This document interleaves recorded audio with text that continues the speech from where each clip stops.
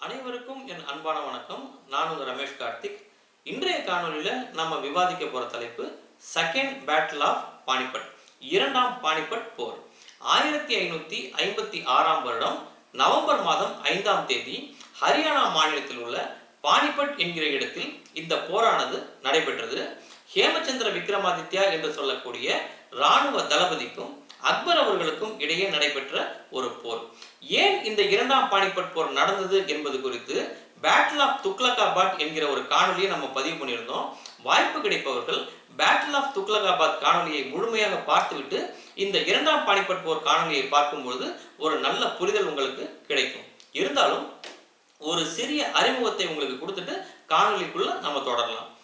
ஹுமாயூன் அவர்கள் 1556ஆம் ஆண்டு ஜனவரி மாதம் 27ஆம் தேதி தன்னுடைய நூலகத்தில் புத்தகங்களை எடுத்து படித்துக் கொண்டிருக்கும் பொழுது அவர் நின்று கொண்டிருந்த ஏணியின் படிக்கட்டுகள் உடைந்து கீழே விழுந்ததுல தலையில் அடிபட்டு இறந்து போயிடுறார்.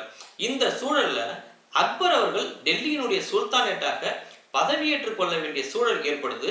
அப்பொழுது அவருக்கு வயது 12. அவருக்கு துணையாக பைரம் கான் என்று சொல்லக்கூடிய ஆசிரியராகவும் அவருடைய அமைச்சராகவும் மற்றும் வழிநடத்துவராகவும் இருந்து அவரை காப்பாற்றிக் கொண்டிருக்கிறார். பைரம் கான் அவர்கள் ஹுமாயூனோடு பல்வேறு போர்களில் இணைந்து போராடி பல்வேறு வெற்றிகளை பெற்றுக் கொடுத்ததோடு ஹுமாயூன் அவர்களுக்கு விசுவாசமான இராணுவ தளபதியாகவும் இருந்தவர். அதனால அக்பர் அவர்கள் பிப்ரவரி மாதம் 14ஆம் தேதி 1556ஆம் வருடம் தன்னுடைய தந்தை இறந்ததிலிருந்து ஒரு மாத காலத்திற்கு உள்ளாகவே டெல்லியினுடைய சுல்தானேட்டாக பதவியேற்றுக் கொள்கிறார். இப்படி அவர் பதவியேற்றுக் கொண்ட பொழுது அக்டோபர் மாதம் 7ஆம் தேதி வாக்கில் இந்த சாதகமற்ற ஒரு சூழ்நிலை அக்பர் அவர்களை குறைத்து மதிப்பிட்டு அக்பர் அவருடைய தந்தையின் இழப்பில் இருந்த பொழுது மிகவும் ஒரு மோசமான சூழல்ல டெல்லி அரசியல் இருந்த பொழுது அதை தனக்கு சாதகமாக பயன்படுத்தி கொண்ட ஹேமச்சந்திர விக்ரமாதித்யா என்கிற இராணுவ தளபதியும் அடில்ஷா என்று சொல்லக்கூடிய அந்த டெல்லியை தற்காலிகமாக கைப்பற்றிய அந்த ஒரு நபரும் இணைந்து சதித்திட்டங்களை தீட்டி அக்பர் அவர்களோடு போராடி வெற்றி பெறாங்க. அது ஒரு தற்காலிகமான ஒரு வெற்றி. அக்டோபர் மாதம் 7ஆம் தேதி பேட்டில் ஆஃப் துக்லகாபாத் என்கிற இடத்தில் அந்த போர் நடக்கிறது. அதுல அக்பரை தோற்கடித்து ஹேமச்சந்திர விக்ரமாதித்யா டெல்லியை தன் கைவசமாக்குறாங்க. அந்த ஒரு சூழல்ல அக்பர் அவர்களும் அதே சமயம் பைரம் கானும் டெல்லியில் இருந்து தப்பித்து பஞ்சாபில் உள்ள சிவாலிக் மலைகள் நோக்கி தஞ்சம் அடைஞ்சிடறாங்க. கிட்டத்தட்ட ஒரு குறுகிய காலத்திற்கு உள்ளாகவே மீண்டும் ஹேமச்சந்திர விக்ரமாதித்யாவை எப்படியாவது வீழ்த்தி டெல்லியை கைப்பற்றணும் அப்படிங்கிற நோக்கத்துல தன்னுடைய முழு படைபலத்தையும் அக்பர் அவர்கள் திரட்டுறாங்க. அப்படி திரட்டும் போது அக்பருக்கு துணையாக யார் இருக்காங்க அப்படின்னு சொன்னா அலி குலி கான் என்று சொல்லக்கூடிய இராணுவ தளபதி, அதே சமயம் அப்துல்லா கான் உஸ்பெக், சிக்கந்தர் கான் உஸ்பெக் மற்றும் பைரம் கான், மஹமூத் கான், இந்த 5 பேரும் அக்பருக்கு துணையாக ஒரு அணியாக நிற்கிறாங்க. அதே சமயம் எதிரணியில ஹேமச்சந்திர விக்ரமாதித்யா கூட அவருடைய தங்கச்சி மகன் ராமையா என்று சொல்லக்கூடியவர் அவரோட துணையாக இருக்கார். ஹேமச்சந்திர விக்ரமாதித்யா மற்றும் அவருடைய தங்கை மகன் ராமியா இருவரும் சேர்ந்து போராட தயாரா இருக்காங்க. இரு அணியினரும் சேர்ந்து ஏற்பட்ட அந்த போர் தான் இரண்டாம் பானிபட் போர் என்று சொல்லப்படுது. இது நவம்பர் மாதம் 5ஆம் தேதி 1556ஆம் வருடம் நடைபெற்றது. பேட்டில் ஆஃப் பானிபட், இரண்டாம் பானிபட், குறிப்பாக ஹரியானாவில் இந்த இடம் இருக்கு. சரி, என்ன இதுல முக்கியமான ஒரு விஷயம் சொல்லணும் அப்படின்னு சொன்னா, முதலாம் பானிபட் போர்ல பாபர் அவர்கள் வெற்றி பெற்று முதல் முறையாக டெல்லியையும் ஆக்ராவையும் கைப்பற்றினாரு. அதற்கு பிறகு இரண்டாம் பானிபட் போர்ல மீண்டும் டெல்லியை கைப்பற்றுவதற்காக தன்னுடைய தாத்தாவான பாபரை போலவே அக்பர் அவர்களும் கடுமையாக போரிட்டு டெல்லியும் ஆக்ராவையும் கைப்பற்றினார். இது ரொம்ப முக்கியமா நம்ம தெரிஞ்சுக்க வேண்டிய ஒரு விஷயம். இந்த இரண்டாம் பானிபட் போர் நடக்கும் பொழுது நேரடியாக பாபரும் பைரம் கானும் பங்கேற்றுக்கல.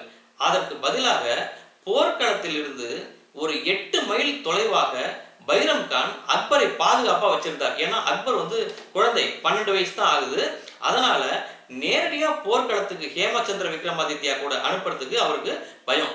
ஏன் அப்படின்னா ஹேமச்சந்திர விக்ரமாதித்யா ஏற்கனவே 22 போர்களுக்கு மேல வெற்றி பெற்று கொடுத்தவர். அது அடில்ஷாவுக்கு டெல்லியை கைப்பற்றக்கூடிய அளவுக்கு மதிநுட்பத்தோடு போர் செய்யக்கூடிய ஒரு வீரன். அதனால அக்பரை நேரடியா களத்துல இறக்குனா அவருடைய உயிருக்கு ஆபத்து ஏற்படும் அப்படிங்கறத தெரிஞ்சு 8 மைலுக்கு இந்த பக்கமே பைரம் கான் அவர்கள் அக்பரோடு இருந்து தன்னுடைய ராணுவ தளபதிகளை மட்டும் முன்னாடி அனுப்புறாங்க. அப்துல்லா கான் உஸ்பெக், சிகந்தர் கான் உஸ்பெக் மற்றும் அலி கியூலி கான் இவங்க 3 பேரை மட்டும் களத்துக்கு அனுப்புறாங்க. ஹேமச்சந்திர விக்ரமாதித்யா நேராகவே களத்துக்கு வந்து சண்டை போடுறாரு. அப்படி நேரா வந்து சண்டை போடும்பொழுது யானையின் மீது வந்து சண்டை போடுறாரு. ஏன்னா ஹேமச்சந்திர விக்ரமாதித்யா அதிகமான யானைப்படையும் குதிரைப்படையும் பலமாக கொண்டவர். கிட்டத்தட்ட 40,000 குதிரைகள், கிட்டத்தட்ட 1000க்கும் மேற்பட்ட யானைகள், சிறிய வகை பீரங்கிகள் கொண்டு ஹேமச்சந்திர விக்ரமாதித்யா சண்டை போடுறார். ஒரு மோசமான ஒரு சூழல்ல போர் நடந்து கொண்டிருக்கும் பொழுது அவருடைய கண்ணில் அம்பு பாஞ்சிருது. வில் அம்பு அவருடைய கண்ணில் பாஞ்ச பிறகு யானை மீதே மயக்கம் போட்டு விழுந்துடுறாரு. 2 மணி நேரங்களுக்கு உள்ளாகவே ஹேமச்சந்திர விக்ரமாதித்யாவை உயிரோட கேப்சர் பண்றாங்க முகலாய ராணுவத்தினர். அப்படி கேப்சர் பண்ணின பிறகு கொஞ்ச நாள்லயே ஹேமச்சந்திர விக்ரமாதித்யாவுடைய தலையை வெட்டிடுறாங்க. தலையை வெட்டி தலையை மட்டும் காபூலுக்கு அனுப்பிடுறாங்க. உடலை நேரா டெல்லியில் இருக்கக்கூடிய புராணா கியூலா என்று சொல்லக்கூடிய தன்னுடைய ஹுமாயூன் ஒரு நகரத்தை, தின்பனா என்ற ஒரு நகரத்தை உருவாக்கினாரு. அந்த நகரத்தில் இருக்கக்கூடிய ஒரு கோட்டைக்கு பேர் தான் புராணா கியூலா, அதாவது பழமையான கோட்டை என்பது பெயர்.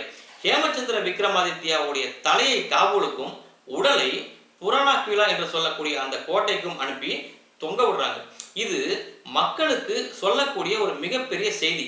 உளவியல் ரீதியான ஒரு பயத்தையும் உளவியல் ரீதியான ஒரு போரையும் ஏற்படுத்தக்கூடிய ஒரு விஷயம். அதாவது முகாலய மன்னர்களை எதிர்த்தால் அவர்களுக்கு இந்த கதிதான் ஏற்படும் அப்படிங்கிறத சூசகமாக சொன்ன ஒரு விஷயம் தான் ஹேமச்சந்திர விக்ரமாதித்யாவினுடைய தலையை துண்டித்த ஒரு விஷயம்.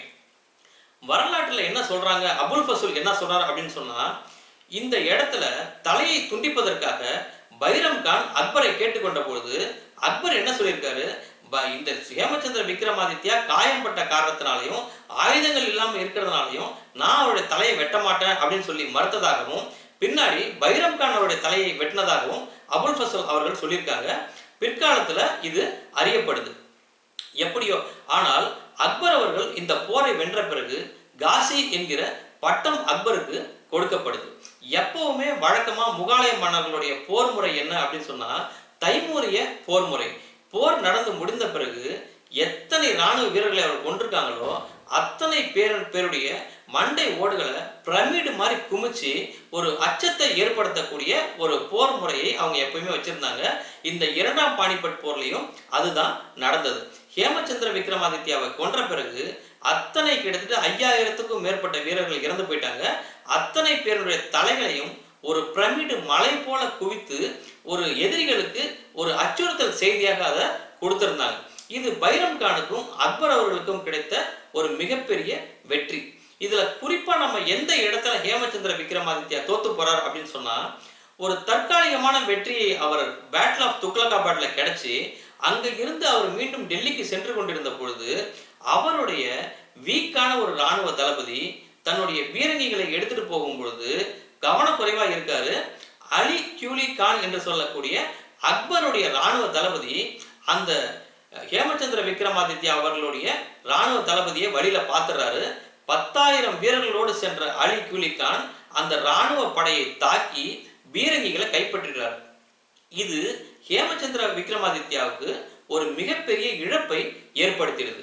அதனால போரிலும் ஹேமச்சந்திர விக்ரமாதித்யா தோற்பதற்கான ஒரு சூழல் ஏற்படுது. ஸோ நம்ம இந்த இடத்துல ரொம்ப அவசியமா தெரிஞ்சுக்க வேண்டியது என்ன அப்படின்னு கேட்டா, ஃபிரோஸ் ஷா சூரி அவர்களை 12 வயதில் அடில் ஷா விஷம் கொடுத்து கொன்று டெல்லியை கைப்பற்றி ஹேமச்சந்திர விக்ரமாதித்யாவை தன்னுடைய ராணுவ தளபதியாக இருந்தவரை அந்த நாட்டினுடைய முதலமைச்சராக வைத்துக் கொண்டு ஆட்சி புரிந்தார். மீண்டும் அக்பர் அவர்களுக்கு 12 வயதாக இருக்கும் பொழுது மீண்டும் டெல்லியை கைப்பற்றும் வாய்ப்பு அக்பருக்கு கிடைக்குது. அக்பர் அவர்கள் போராடி டெல்லியையும் ஆக்ராவையும் கைப்பற்றார்.